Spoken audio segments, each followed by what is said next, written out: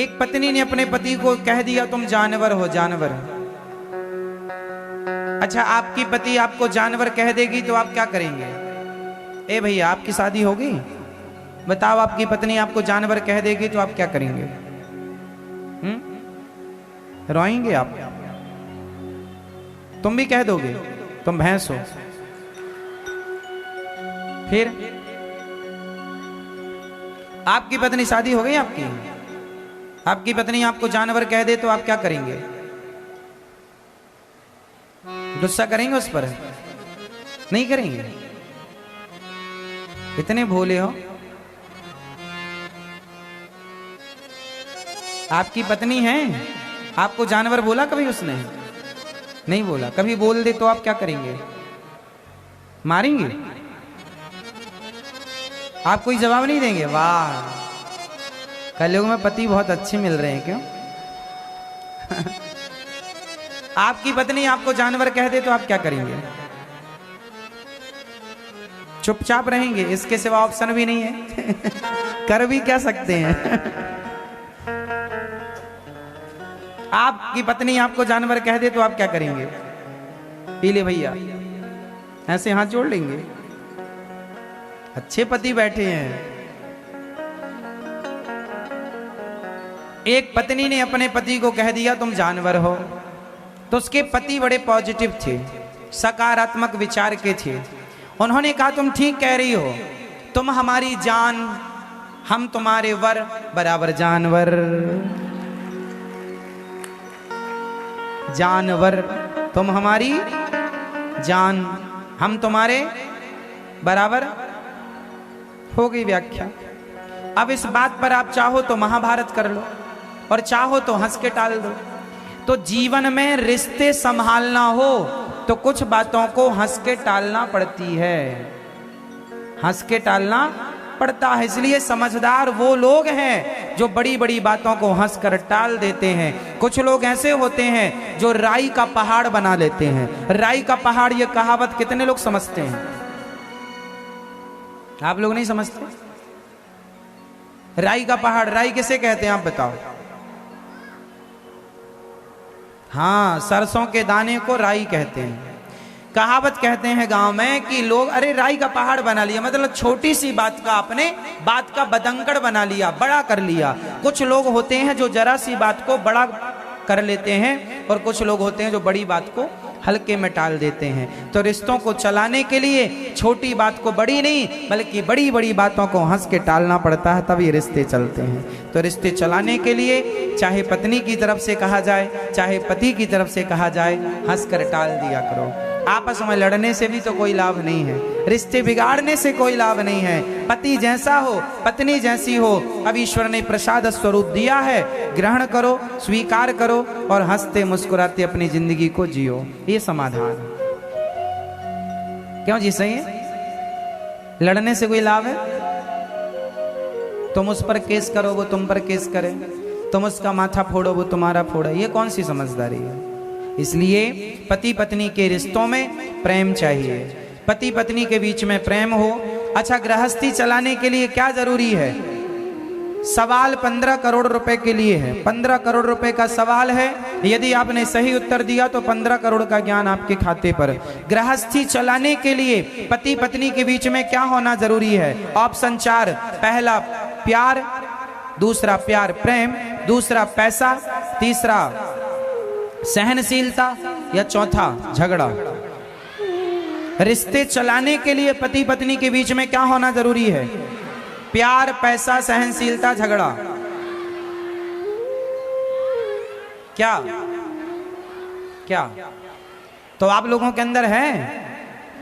यदि आप कह रहे हैं सहनशीलता तो आपका सही जवाब है और आप 15 करोड़ का ज्ञान प्राप्त कर लिए, आप ज्ञानी हैं। लेकिन अब ये ज्ञानी केवल रट्टू तोता ना बन जाना, चरितार्थ करना इस ज्ञान को। सहनशीलता से रिश्ता चलते हैं, रिश्ते चलते हैं। रही बात के प्रेम से नहीं चलते क्या?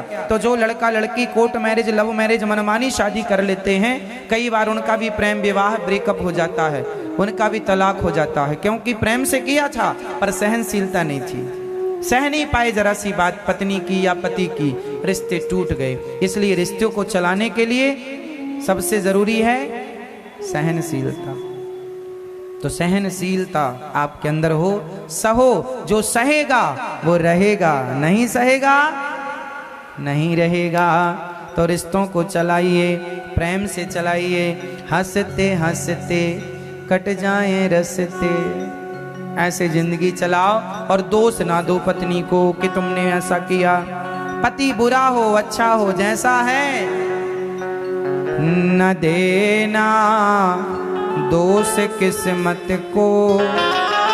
विपत्ति तो सब पे आती है। यदि आपके जीवन में विपत्ति आई तो विपत्ति सबके जीवन में आई। विपत्ति आई अंधा अंधी पे, लाल श्रवण सपाया है। न देना दोष दशरथ को, विपत्ति तो सब पे आती है।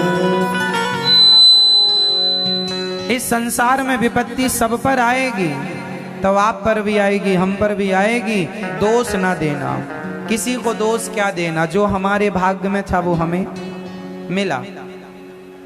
क्यों जी? हर व्यक्ति अपने भाग्य का खाता पीता है। इसलिए विपत्ति आई राजा दशरथ पे, राम जब जा रहे थे वन को। तो बताओ दोष किसको देंगे? न देना दोष कैकेयी को, विपत्ति तो सब पे आती है। विपत्ति आई माता द्रौपदी पे, सभा में चीर हरण करते। भरी सभा में निर्वस्त्र करने की कोशिश, पर क्या करें?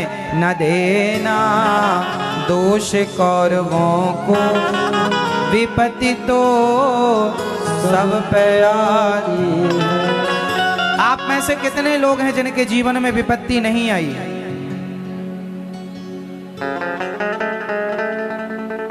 आइए, कभी ना कभी छोटी या बड़ी आपदा विपत्ति सबके जीवन में आए। और इन्हीं विपत्तियों से भरे हुए जीवन को जिंदगी कहते हैं साहब।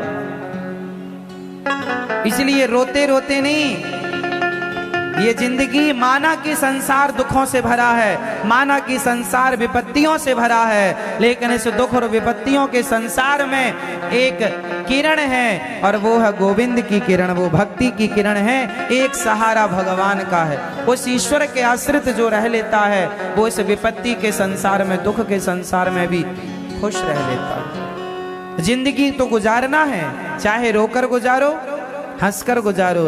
आपको क्या पसंद है, रोना या हंसना? हंसना या रोना? मैया, विपत्ति सबके घर होती है, सबके जीवन में होती है। फर्क इतना है, कोई हंसकर विपत्ति को टाल लेता है, कोई विपत्ति में रो पड़ता है। हाँ, बस मेरी माँ, कोई दुख से भाग जाता है, कोई अपने पॉजिटिविटी से दुख को भगा देता है। फर्क इतना है, कोई हार जाता है तो कोई हरा देता है। हारना या हराना आपके ऊपर है। विपत्ति आएगी, आप में से कोई नहीं बचेगा, विपत्ति सबके जीवन में आएगी। अब हारना है या उसे, जब आपके जीवन में संकट आए तो आप साइलेंट हो जाना, चुप हो जाना। उस विपत्ति के दिनों में कोई गलत निर्णय ना लेना, बोलना मत ज्यादा, चुप रहना, टल जाएगी। संकट आते हैं, टल जा। जैसे घाव हो गया तो धीरे धीरे आप उसमें दवाई लगाओ या मत लगाओ, कुछ मत लगाओ, तो भी समय पर वो घाव भर जाएगा। दवाई लगाओगे तो हो सकता जल्दी भर जाए, पर कुछ भी ना करो तो भी घाव भरना है। जीवन में आई मुसीबत उस घाव की तरह है कि आप कुछ भी ना करें तो भी मुसीबत आई है, कुछ भी मत कीजिए, अपने आप चली जाएगी। ये दिन रात की तरह जीवन में आए हुए संकट होते हैं। जैसे रात आई है तो बिना कुछ किए आपके चली जाएगी, और दिन है तो भी आपके बिना कुछ किए। ये जीवन में सुख और दुख दिन रात की तरह।